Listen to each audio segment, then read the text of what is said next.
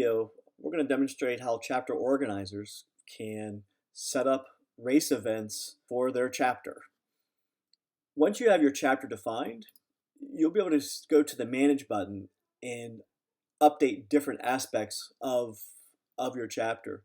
If your chapter is going to have like a season where you're going to maintain points across a season, what you would definitely want to do is create what we call a season using the Manage Seasons button. Some chapters don't bother with this. They just run races week to week or month to month and don't really worry about seasons, in which case you're free not to define a season. Courses are your race locations where you'll actually be racing. It's very much recommended to create courses for your venue that you're going to be racing in. Here's a venue that we're going to create.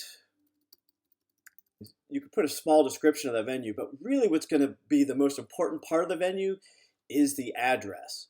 Once you put the address in, the system will determine what the GPS coordinates are of that venue.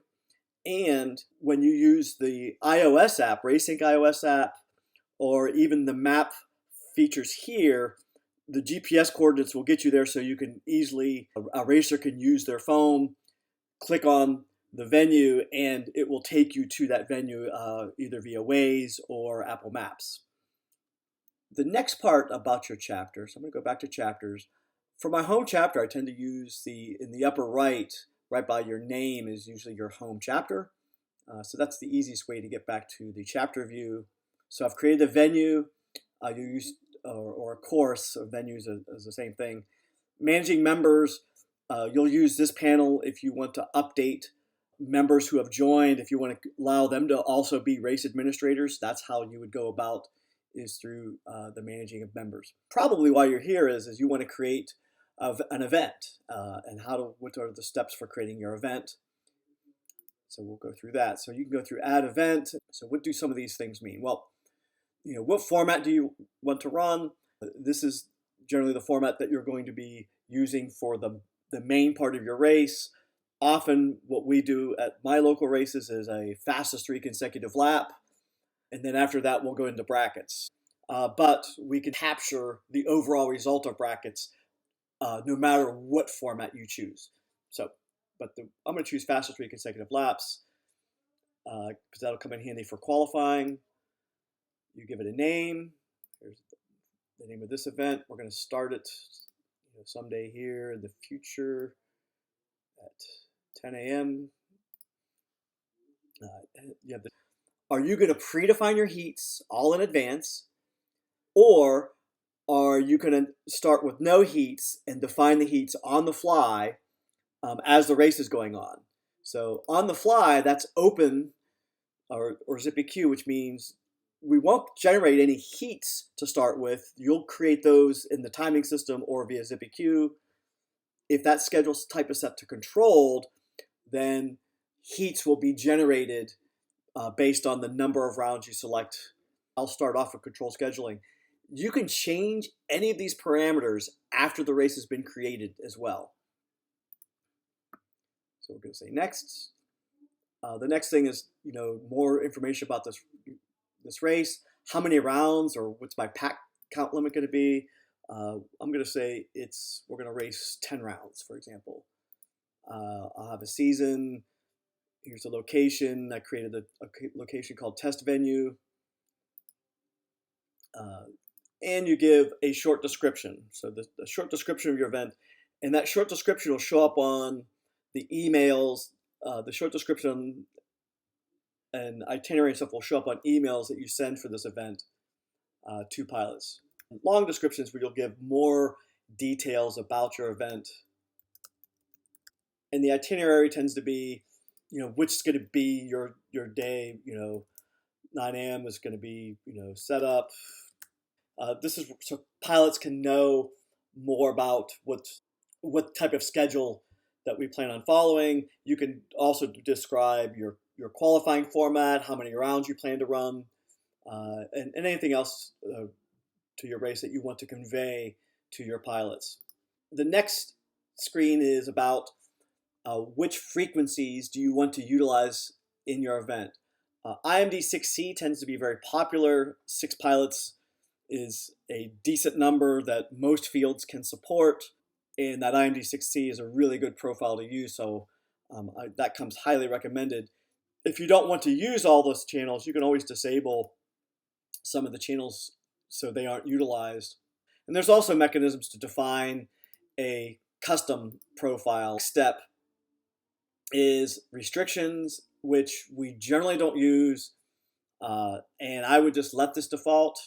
This panel will probably be going away in the future as we move over to more class-based racing rather than defining aircraft in this, or aircraft restrictions in this type. We have created the race. If you want to update anything about this race, you could, you're in this race, you could say manage, update info, and this is where you can change the name of the race. You can add things to the short and long description, test venue, things like that. The one key thing that you'll want to do after you have reviewed this information is this is your opportunity now to send an email to all of your pilots. And to do that, you do the update race to get to this panel, and you do send notification equals yes.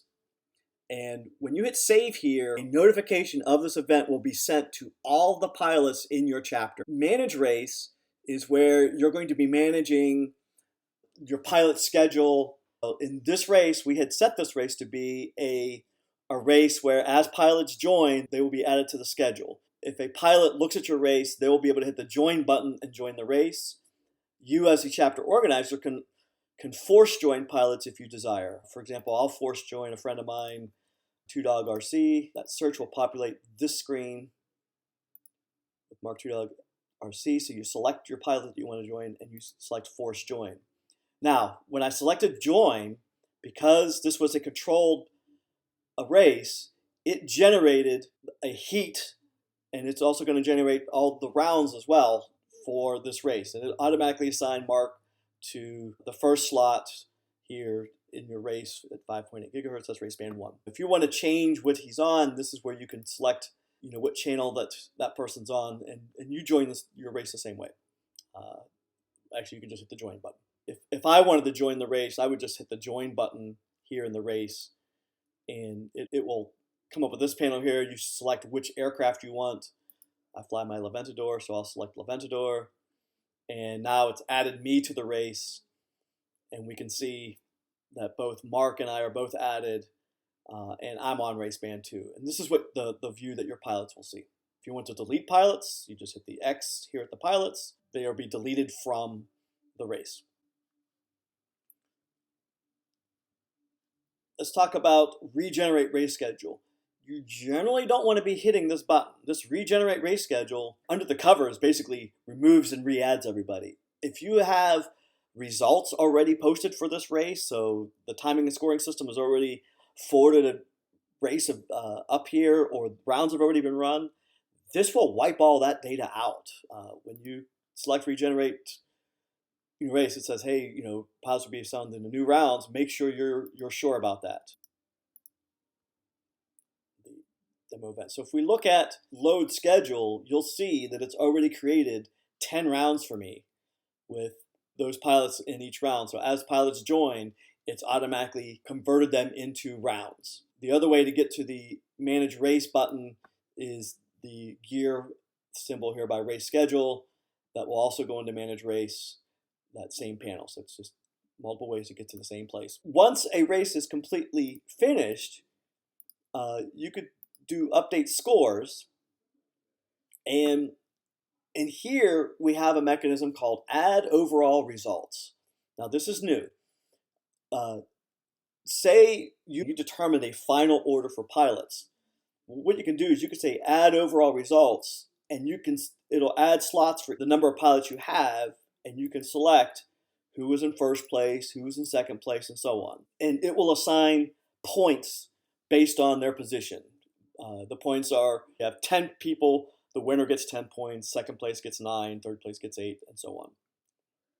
If once an overall result has been added, that is how scoring will work. If we go back after adding the overall results, we can see here results are no longer showing the fastest 3 consecutive lap times. It's now going to show these points. If you want to revert back, just delete all the rows for the overall results. So if you delete all the rows, now it reverts back to the base for the event to fastest 3 consecutive laps in my case, which case I haven't run that. In the lifetime video, I'll demonstrate that showing up. That is going to complete managing and running a race in RaceSync.